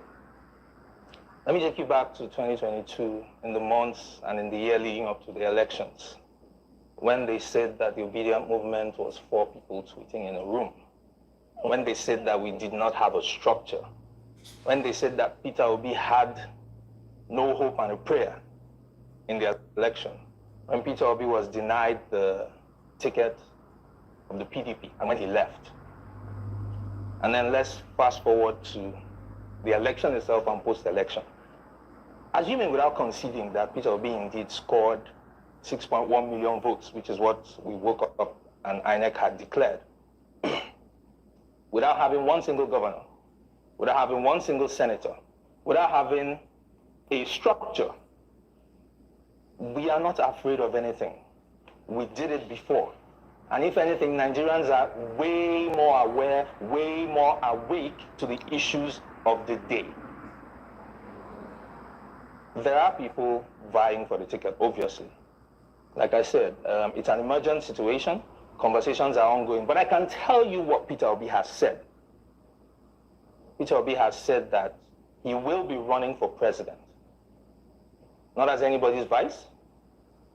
Peter Obi has said, if anyone asks you, tell them that I'll be running, and I'll be running for president. We cannot have a situation where the driver becomes a conductor.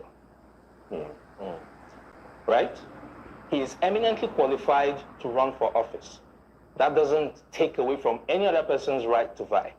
As for the obedient movement, Peter Obi is our political party.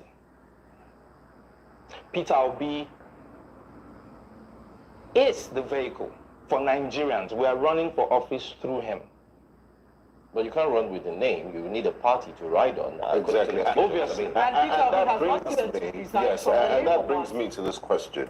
I'm glad you mentioned the party, the vehicle, because Mr. Peter Obi seems to be caught between Labour Party and a hard place. And in that Labour Party, there are internal wranglings. There's the Bure faction who don't see eye to eye with him.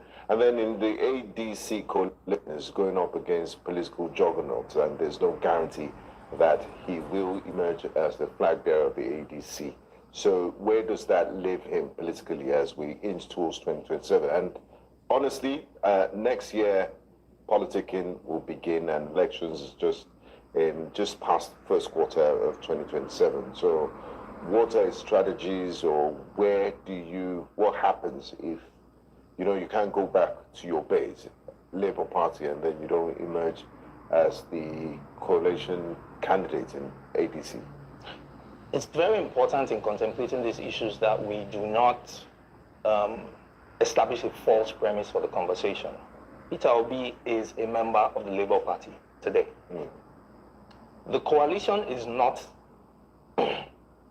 the coalition is a statement of intent. come elections, we want to work together. That is what the coalition represents. Peter Obi has said categorically he is and remains a member of the Labour Party today. The intention, the hope, the aspiration, because it will also be foolhardy to speak to tomorrow as if I were Nostradamus, right? But the aspiration of all of us, the intent of Peter Obi, is to secure a ticket to run for president come 2027. I don't know if that answers the question. So to push back on that, you said the intent of Peter Obi is to secure a ticket to run for elections come 2027. I think, again, the question is, under which umbrella is Peter Obi going to do that run? Is it under the Labour Party's, umbrella stands for, like, is he running with the Labour Party? There are no umbrellas or brooms in this conversation. That's why he went back. So is he running with the Labour Party or is he running with the ADC? The ADC itself is a political party. And Alhaji Atiku Abubakar has taken a brave move to resign from the People's Democratic Party and fully align himself with the ADC. If you've been following the statements coming out of the coalition, out of the ADC specifically,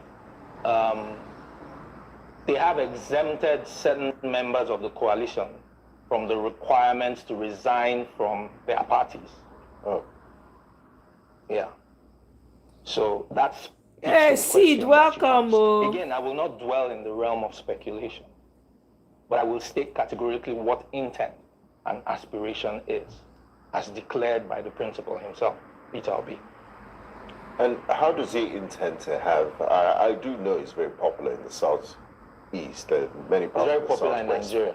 So how does he intend to have a pan-Nigeria mandate and to have the buy-in of northern Nigeria, for example, and the Middle Belt, and do better than his last outing, which was beyond many people. It took a lot of people by surprise. Natsu, you follow now. You self get intellect now. In the last election. You're aware of that. And yourself you dey praise too. Let's get this narrative that Peter Obi is not popular in the north. That is setting up a strawman argument. Every time people bring it up, I'm like, what are you talking about? Are we in the same country? Were you here for the last elections? Exactly. See, so they fight to know. Did you see the campaign? Peter Obi campaigned in every state in the country during the last elections. Did you see the turnout? So that's a false premise. Peter Obi is not looking for popularity in Nigeria. He is the standard today. You said he's the standard. You said, the vehicle's going to run on. Of course, he's still a member of the Labour Party. We've looked at this. But Peter Obi, that's Mr. Peter Obi, saying that he's going to run for only 4 years, which is 1 term. Who makes such statement? Looking at the fact that, many would always point fingers to Nelson Mandela and say, oh, Nelson Mandela did 1 year. Of course, he put a legacy down for everyone to copy. But is it possible to turn the tides around in just 1 term? And I'm sure you're aware of the Anambra State governor currently, who has increasingly, in a way, mocked Mr. Peter Obi, telling him clearly that that's impossible. You know, this is one of the things we have normalized in Nigeria, where there is an expectation that when you get into office, there's an entitlement to stay there for 2 tenures. No, that's not constitutional. Exactly. You have a right to Tell run for them. re-election. But the Constitution says you have a 4-year renewable tenure. When you're elected into office, it's for 4 years. Right? You're supposed to seek the mandate of the people again after 4 years. So in other words, Mr. Peter Obi would, after he's done with 1 year and he does very well, he would seek the mandate to go for a second year. Listen or to he what would I'm just come saying. down and say, I'm done. He has said what he's going to do already. That's where you started from. He has said, and he didn't just say it, he said it in 2022, that I will run for 4 years. And to your question, is it possible to turn around the country in 4 years? In 4 years, I raise you Argentina. Bam. The president in Argentina has been in office for 2 years. 2 years plus. OT, Elected in no August. go far. He was elected in May. Thank you. It is focused, intentional leadership that is required to set. Government is a continuum. Peter Obi is not saying, hey, I am going to turn Nigeria into some utopia in 4 years. He said, I will fix the institutions. I will fix the foundation. We have foundational issues in this country, right? We have foundational leadership failures. We have institutional failures. Look at our public institutions. Everything is running on fumes. You don't need forever to fix it. We have had governments in this country. We have had administrations in this country that set us on a right course in very short times. We had the late Chimusaya Adua, right? We were here in the Obasanjo years. We saw what focused, intentional leadership can achieve. You don't need forever. If you can destroy in 2 years, you can build in 2 years. Bam! You can build a foundation on which a superstructure can be imposed upon. So, 2 things. Number 1, we have to normalize the idea that when you're elected into office, it's for 4 years. Yep. And that we are going to evaluate your performance in office after 4 years. We're not going to have a bunch of sycophants telling us, oh, he's doing well. The emperor's clothes are beautiful. Meanwhile, the emperor is walking naked in the marketplace. Yep. That is what we've been doing, and it's not working. That's what got us here. Peter will be saying, I want to fix this, and I don't need more than 4 years. And I believe that we don't need more than 4 years. Justin, what do you say to critics of Mr. Peter Obi that say, he's fond of demarketing Nigeria? Is very pessimistic and never sees anything good done by this administration or the country in general. Is it a strategy, or is just the way things are? You see, again, we confuse sycophancy with patriotism. Speak. A government is an agent of the people. Yep. That is what democracy is. They don't know that one. They don't know that one. People. If the person you are working for says, I don't like the way you're doing this thing, this is how I think it should be done, I don't think that is demarketing. Yep. I think we can start to talk about the things that demarket this country. I think we can talk about people who have all sorts of legal baggage, internationally and locally, or sorts of scandals tied to their name that makes the rest of us Nigerians, when we go out there, look like, they don't come again. Criticizing constructively, which he does, because every time he says, listen, this is wrong, he also says, this is how this should be done. This is how it was done in XYZ country. I have been to this place, I have been to that place, this is how they did this, and I think this is how we should do this. That's not demarketing. Is it? I don't think so. Thank you. Okay, I would ask again your concerns about some of the, I know we do not deal in the realm of speculations, but many have assumed that the bold move of Alhaji Atiku Abubakar to leave the PDP and fully align himself with the ADC might imply that the ADC structure is set up to throw his weight behind him and make him the presidential candidate of the ADC. Do you share this concern? I do not think about those concerns. They do not concern me. And I'll tell you why I say they do not concern me. I have my work cut out for me in the obedient movement. I've been working with the mobilization director. I've been working with Dr. Tanko. We have a lot of work to do before we get to the elections. And the one thing we see is Peter Obi is coming. And we need to prepare for him coming. Bam! Everybody else has a right to run. Everybody else has a right to prepare to run. But like in 2023, we will meet at the polls. So, what is going on in the ADC, I cannot speak to because I'm not in there, and I'm not giving to, like I said earlier, I don't necessarily believe everything I read, right? Online, there's too much online information over there. Are you in the Labour Party? Yes, I am in the Labour Party currently. All right, you confirmed to us about Senator Nadi Usman. The court situation where she's been officially declared as a faction, rather. Again. Or it's something we shouldn't read in the media too. Words mean things. You spoke of a court judgment, which was delivered by the Supreme Court in April. Yeah. As we speak, this is the thing I spoke about, weakened institutions.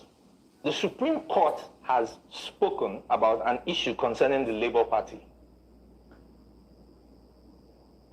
The NWC, the neck of the party, has come together and said, okay, we have a leadership vacuum. The court says go and sort it out according to the party constitution. And they have appointed Senator Nenadi Usman as caretaker chairperson.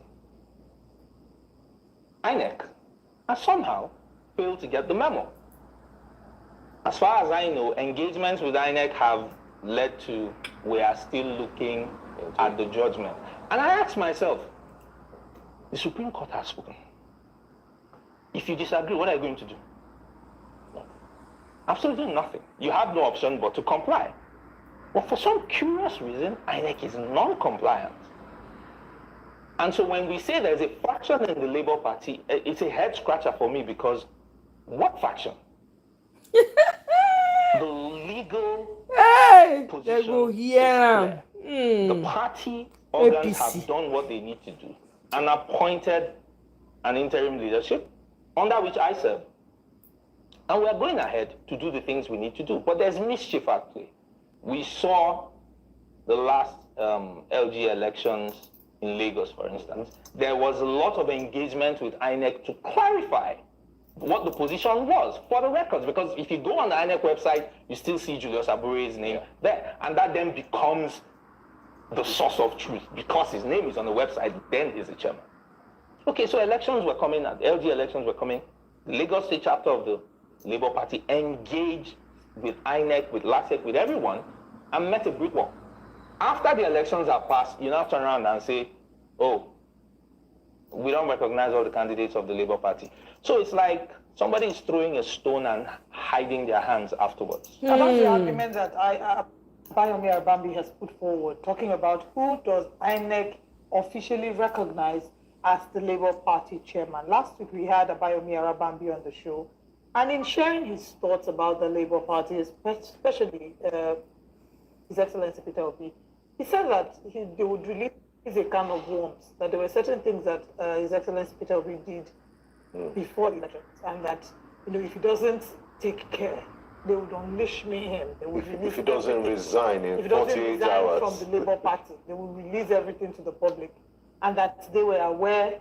He asked for. We are waiting for him to release it now. I'm not waiting the guy they wait for. He can prove it in court. What do you say to Bayomi Arabambi and the faction that he leads in the Labour Party that have vehemently criticized Peter Obi and said that he's not actually a member of the Labour Party? The reason why I'm an obedient is that I truly value the values of Mr. Peter Obi. And one of the things I've learned from watching him and how he interacts with issues and with people is that he doesn't join issues with individuals. He addresses issues, he addresses the matter of the day. And I will toe the same line here. People are free to say the free world, whatever. Welcome, Oriyomi. Kabo, you don't change your name. One thing that's very obvious about Mr. Peter Obi is that his character is unimpeachable. As far as we have seen, I do not know of any other political actor in this country who has been under the kind of scrutiny that the man has been under. I do not know of any other political actor who has made the kind of bold claims he has made. This man has said, if you find one thing anywhere that impugns my character, I will, he said it during the elections, I will step down my candidacy. I don't think he has changed, he has gone back on that. If you find anything, release your can of worms, release your boat of anacondas if you have them. The man has dared you and he has said, I will stop running. So why are you yapping? If you want to shoot, don't talk. That's the scene of the movie, right? That is a response to Bayomi Arabambi and the team. We did have him on the show, and again we asked, what is your proof? You can't make such strong allegations without proof, and can you defend this in court? To which he said he can. But Justin, EJ, thank you for joining us this morning on Breakfast Central, and all the best as we count down to the election. See you at the ballot. See you at the ballot. Wow, this is amazing. No. Obedience too much. Ify, welcome. Sorry. If you welcome, oh, how you dey? Na when this guy finish work for this interview, no be small. See, you say nothing to release. Does he think Obi is Ulasi? Where evidence choke? They won't use evidence finish Ulasi for Twitter. Go ahead, Ify. You know, it just, I don't even hear Tinubu again. Sometimes I begin to wonder if Obi is even the president, you know, because I don't understand why everybody's fighting one man and you still haven't found anything that you will imagine if they have found something on Obi. Obi will be in jail by now. He will be under the custody of EFCC. Of course. But unfortunately, they know that the whole world is watching and there is nothing. All these things just cook and bull story, you know, just to things, and they are fighting so hard. Yep. Without no evidence, they are fighting. They're, you know, working for their master. So because their master cannot defend himself, so he sent them out to go and speak on his behalf. Look at this Mumu D7, Edo State governor, saying that by the 2027 APC will be the only political party in Edo State. You know, I said, you know what, this is just a pure pala talk. Until that time, let they do people, let it happen. You know, so I don't understand. If you feel you're doing well, you don't need to defend Tinubu. Let his work speak for himself. Of course. Just like somebody said, if we have free and fair election by 12 in the afternoon, Tinubu and his wife will be out of Aso Rock. Bam.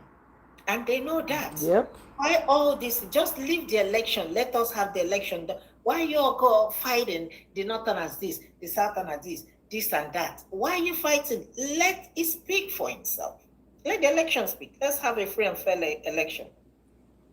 And see if Tinubu will even lose he will lose Lagos again, even lose that, if not the whole of Southwest, you know, states. Because I don't think anybody is benefiting anything except the people who are benefiting from him. But ordinary citizens, people are fed up. People are fed up. People are hungry and angry. You know, it's just very few people that can barely buy you 1 tuber of yam. Let us have free and fair election. Leave all this political biapala talk like Abati with his anger and ugly self. I'm sorry to say that. Yes, he's ugly, both facially, he's ugly, his heart is ugly, everything about him is ugly and anger and, you know, tribal bigot, you can see that. Let us have free and fair election. They're not going to give us fair and fair election. So that's why are you making noise then? Why are you people making noise? All you need to say, like this guy said, like we'll see in the ballot. Let us meet there. Let us meet there. Like if you won the election, why are you people fighting so hard? Why? You say you won the election, fine. So why are you fighting P2B? Who you said became distant third, like you people claimed, distant third. Nobody's talking about Atiku. So why? What are you people afraid of? Are you supposed to be attacking Obi? You're supposed to be attacking Atiku. Nobody even know that Atiku is even in existence anymore. Huh? Why are you afraid? Because you people knew that you rigged the election. If you did not rig it, show us the result. How you people came up with the numbers that you came up with. In fact, Nigerians say, hey, you people, they try you. In a country where things work, in fact, we wouldn't even have a country by now. Tinubu will pack up and leave. You remember what happened in Sri Lanka? No. Okay. That's what Ahmed Dati. That's it. You know? If people come out, they go take a private helicopter, disappear. You know, if people, I mean, he's right. If people come out to vote, this rig and die, trust me, you're not going to see them. All these things they're doing is just to plant fear in people so that people will not come out. Why not speak for yourself? Let your handwork speak for you. When you are selling a product, you don't even need to, your marketing is, this is my handwork. When you have a trade, what you can do with your skills, let your work speak for yourself. You don't have to go to marketing, start telling this is what you, no. Show us what you have done so far and let us make that decision. this issue of Peter be said for, and look at Soludo.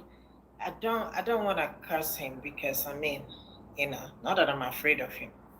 I don't want to curse him. I don't know whether he's planning to run. I don't even want to go there because it's not even possible. It's not even possible. I don't understand this hate. Dan Ulasi came today on our rise, and God bless Rufai Osemi. God bless him. And Rufai asked him, I don't know if you have that. Is it the same Dan Ulasi of 2017? Yeah, you must have came late then. I played no. that video at the beginning. You must have came late. You played. Oh, okay. And again, internet never forgets. Yeah, I wonder whether he will resign or not. He said he will resign. Nigerian politicians, should they believe? I wonder if he will resign. Yeah, we believe Nigerian politicians. Me, I go call Soludo. Because Soludo na person when na book miss road, na be that. All the money when the guy na just cram and pass. That's all. The guy there's nothing to write home about. Because those comments he made were absolutely out of jealousy. You can tell. Envy and jealousy. The guy, this is the time as an Anambra man, if he knew what he was doing, if he had any sense in his head, this is the time for him to come together. This is the time for every one of them. If they knew what they were doing, all of them will band together and support Peter Obi. No, instead he's coming out and throwing Peter Obi under the bus. Look at what he's saying. What kind of dumb comment is that? Sometimes I wonder, not be only person wey go school, not be good way to measure intelligence. So it's not the way to measure intelligence at all. Some of these people who claim that they are smart go to all the school, they are the dumbest. Like Soludo, the clueless people ever. I would have preferred him to shut up and not say anything. Even if he shut up, we know his intentions. So shameful. For me, I was so disappointed. I hid myself in shame. I was like, are you serious? I could barely listen to the full statement. Jealousy. Kind of bullshit, old ass man. 4 years. Exactly what happened to Trump. After 4 years, he lost the election. And left. And then came back the second time. You have only 4 years. So what is it that somebody said they will only do 4 years? My sister, beg. It's crazy. All this bullshit talk. Peter Obi is coming. There's nothing they can do about it. Oriyomi, you say if they go go verify for you. See repete for ground. Hey, now so my brother, see. Even if now go verify, not be go verify when you enter politics, you go know now. Even if they say go verify, you go know the kind of 1 million people against Peter Obi, but Baba still stand gidigba. I'm telling you, the guy be like Iroko tree, immovable. On a free and fair election, Tinubu no get you not see the last election. Peter Obi won 90 states. That now with strong rigging, with strong rigging. 19 states. They rig. They don't even know how to rig. Exactly. They got confused. They were like, let's hurriedly release the I'm telling you. Let's slay him out in the middle of the night. Even Tinubu's shadow won't vote for him. Absolutely. I blame Buhari. Of course. That would have been one thing he would have done for this. He didn't do anything. Death. He not die well at all. That bastard death he die. The election, one thing he would have done for us, he still did not do it because he's turn by turn. After the turn of the south, then you go to north. Then why do we have the election then? Northerners can win 4 terms. Anybody can win, any of this thing can win 4 terms. So why are we, this issue, we must do 8 years? Said by who? And that's why I said this is we don't have no constitution. We don't have no judiciary. We don't have anything. This is we are running a Mafian government. That's what it is. Mafian government. Where's my case, my sister? Biggie. It's crazy. These people, every corner. Peter Obi is the most talked about candidate right now. It is sure. Now Peter Obi, somebody posted, Peter Obi Just go and get all your people, your team ready. 2027 we go. You are hitting the floor running. No, just leave the election for us, we go run am for you. That's what people are posting on Twitter. Eh? They know that the man is coming. They know that there's no way. The handwriting is on the wall. You see, when you see some of their spokespeople coming up and saying Peter Obi should talk to his people to calm it down a bit, it's fear. They're afraid. They see the handwriting on the wall. I'm sure the people are even telling them, take it easy. I don't even understand why they are worried about Peter Obi's Obi movement. Why are they worried about that? Anybody can come out there and cuss you out. So what? If you can't take it, then go inside. If you can't take, insult. Peter Obi has been receiving insult, wasbos every day. You still see him no shaking. So why, like somebody like Olesha Inka, they are rude, they are disobedient. Is that your problem? Then you are not ready. You must have a very thick skin. They don't. No, you're not ready. The same people that were constituting a nuisance during Buhari's time, there was nothing they did not tell. They did not tell Jonathan. There was no dragging. There was no insult to the point where they insulted Patience Jonathan, called her all manner of names. There was nothing. They were vile. They made coffin with his name attached to it. They don't meet their match now. They don't meet organic group when not send their papa. They not fit bribe. Now they are now talking, calm it down, fire. When we get there, after we have entered, we will think about it. Because this country, it must be fixed. We must collect it back. They are afraid. They are afraid of PO. That's why, and I'm very glad PO should not say anything about where he's going or what is where he belongs. He should not say pim until the very last minute. They'll be looking for a way to find out where is he going. Is he going this direction? Is he voting for? Is he contesting from LP? Is he contesting? Is he going to be the candidate from ADC, or is he going to remain in PDP? Is he going back to PDP? All of them, they are all guessing. Fantastic. They should keep guessing. They should keep guessing. Enough is enough. I beg. I never see. Nigerians are the most wicked people. Even amongst themselves, they are wicked. Look at people doing BBN Niger for nights. I don't understand. Meanwhile, your house is on fire. People get time till they look BBN Niger. They've turned the whole thing upside down. I beg.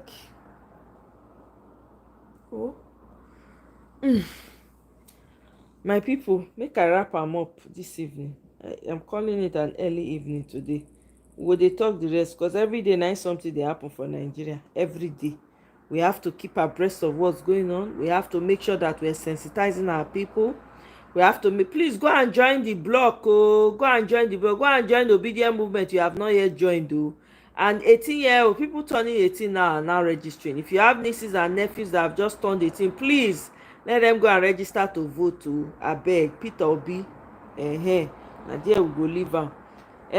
My sister Ife, thank you very much for coming in. I appreciate you. Everybody, Sid, Ganwalele, Kene, Oriyomi, all of you guys, thank you so much for joining me. This is a short one tonight. I'll see you guys on my next one. Thank you all so much. Bye.